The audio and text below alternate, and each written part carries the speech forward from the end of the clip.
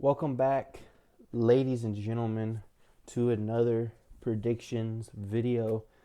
This weekend is UFC Vegas 115, Renato Moicano versus Grant Dawson. This is a pretty bad card, but we're going to rock with it anyway. There's some prospects that are interesting, some fights that, maybe might end up being something, but overall it's not a very good card. But we're going to watch it. That's what we do. So we're going to go ahead and get started with the first fight of the night. Dione Barbosa versus Melissa Gatto. Now, Gatto hasn't fought in almost 2 years, so it's been a minute since she's been back in the octagon. So she had a weird TKO against Tamiris Vidal. It was a weird one. You go back and watch it. I want to describe it.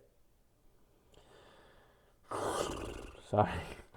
Dione Barbosa's coming off a robbery loss against Karine Silva back at UFC 319. It's pretty obvious here. Barbosa, decision. Maybe submission. I don't know. But I feel like she's going to get the decision. Pretty simple. Next fight, Azamat Bakoyev versus Tresean Gore. Sorry. Now, Azamat Bakoyev is coming off his first UFC loss against Yusri Balguri, who just got an amazing knockout. The couple, whatever, bro. That, of course, the alarm comes on at the worst time. But Yusri Balguri, he's coming off. So sorry, I lost my train of thought there. Bakoyev coming off his first loss, but before that, he had 2 first-round KOs. This one is pretty obvious to me. Tresean Gore, he's tough, but he's not that tough. I feel like Bakoyev is gonna get the second round knockout, come back in a big way. Tresean Gore,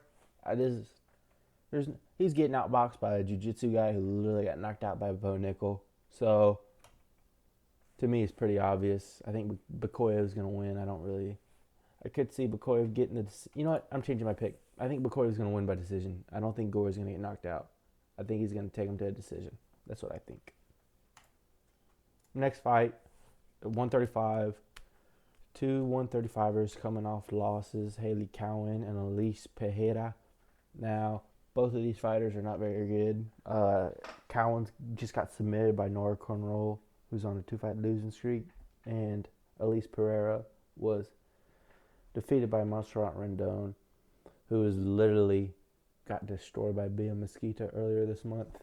But, yeah, I mean, this fight's 50-50. If Cowan gets to her grappling, I do think she'll win, but I think Pereira is decent enough to beat her.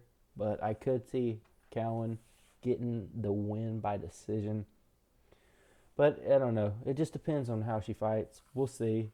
But this is a fight that nobody really cares about. So, next fight, 2 guys who've been out for a minute, Lando Venata and Darius Flowers. Lando hasn't fought in almost 3 years. Yeah. Last fight was against Daniel Zellhuber. I feel like this fight's pretty easy to pick. I think Lando's going to get off on the feet and absolutely torch this dude. Now, I understand. He's only 34. Dang. Lando's kind of young, but both these guys are pretty young for both of them being very inactive. I mean, I think with Darius Flowers, he got submitted by Evan Elder, lost Michael Johnson, got submitted by Jake Matthews, and his Lily Contender Series win looks like an injury. So, yeah, to me it looks like Lando Venata is going to be able to strike with him, keep it on the feet.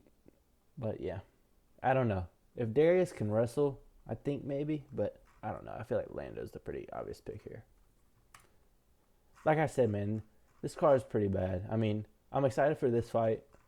This fight could be something, but I don't really know 100%. But, man, this card is trash. I'm sorry. The prelims are so bad. Next fight, Alessandro Costa versus Stuart Nickel.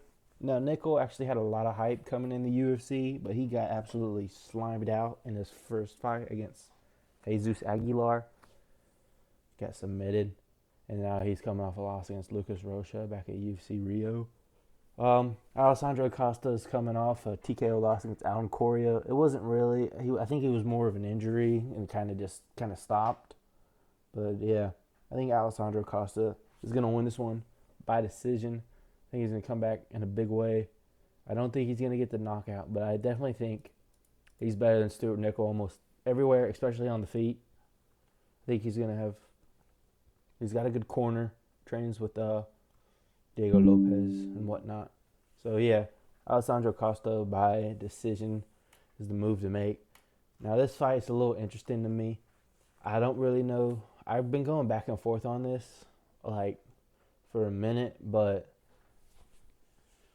yeah, I mean both these guys. Thomas Peterson's obviously coming off a knockout loss against Vitor Petrino, where he did not look very good. He was gassed out, and Vitor just it couldn't do anything against Vitor, and Vitor was done. But that's the game. And before that, I mean, decision win against Dante Mays. Decision win against Jamal Pogue. Sorry, Muhammad Usman. I think Jeremy Pat's got decent takedown defense, at least for heavyweight. I think he's actually. Now, I was going Thomas Peterson about 30 minutes ago, but I think Jeremy Pat's going to be able to stop the takedowns, light this dude up on the feet. I think Peterson. The one thing that makes the fight interesting is if Peterson can hold him against the fence for long periods of time, because I think Jeremy Pat kind of struggled with that. But I think Jeremy Pat's probably going to knock him out, if I'm being honest. I think he's going to get it done by second round. TKO. Nothing really to write home about where you're just like, man, that knockout wasn't, but more just like a solid TKO that you forget. Next up, now this is an absolute banger. Robert Rujala versus Jose Delano. Robert Rujala's coming off a decision loss against William Gomez. I don't blame him for losing that one. Gomez isn't the easiest debut opponent. And then obviously Delano's coming off a Contender Series victory where he was absolutely piecing the dude up. I mean, it was nasty. Like, he should have gotten the finish. The other dude was just too tough. The dude he fought was Manuel Esposito. I'm sure we're going to see that dude in the UFC one day. But yeah, I mean, to be honest, I feel like Delano's going to win this one. I could see this one winning fight of the night. I mean, going through his losses, his only loss this decade was against Gabriel Santos, who was a legit demon at the featherweight division. The homeboy just doesn't fight at all. So I think Jose Delano is going to be able to keep this fight standing. He's going to absolutely piece up this dude. But I think Rujala can make it a little crazy, make the fight entertaining. We'll see. I can't wait for this one. This one, the main card is good. Prelims, trash. Like, look, I'll walk you through the prelims again one more time. I don't like Deone Barbosa so much, but she can be entertaining sometimes. Bakoyev, I think that should be a decent fight. That's going to be trash. I'm interested to see Lando return, but I'm not 100% sold if he'll be entertaining. That's rough. That's rough as well. But yeah. I'm cheering for Jose Delano. I'm a big fan of the dude off of his Contender Series win. I hope he wins. He's a very entertaining striker. I don't know who he has shades of, but he reminds me of like a Gene Silva on the feet, if that makes sense. But let me rephrase that. A more controlled Gene Silva on the feet. More pick apart. Next fight, another one at featherweight. Tommy McMillan versus Manolo Zucchini. I feel like Tommy's going to win this one. I'm not 100% sure yet if it's going to be submission or decision, but yeah, this dude got knocked out against Morgan Chariot. It's not a terrible loss, but it was almost 3 years ago. I think Tommy's going to win this one. Has this dude ever been submitted? Yes. Who was he submitted by? Yikes. I think Tommy's going to win this one by decision. I don't think he's going to be able to get the submission. I think this is going to be a dog fight. Tommy McMillan is one of my favorite prospects. Not because he's like super good or anything, but just because he's super entertaining. Everybody knows who he is. Trains with O'Malley and Tim Welch. Let's go Tommy, bro. Let's go. Next fight, Rafael Estevam versus Ethan Ewing. Now, both these guys are making their 135 debut in the UFC. Obviously, Ewing is the natural 135er. Took the fight against Wellmaker at short notice, so he had to fight featherweight. And then Estevam, flyweight, who's missed a bunch of times. I don't understand why the odds are so close. I think Ethan Ewing's going to get this done by knockout in the third round. I think Estevam is going to gas out. I think Ewing is absolutely going to pour it on this dude, get the TKO in the third round. That is what I believe. I don't think Estevam is very good. gassed out against Charles Johnson, gassed out against Jesus Aguilar, and gassed out against Felipe Buenas. Yeah, this is not a good fight, man. Wait, not a good fighter.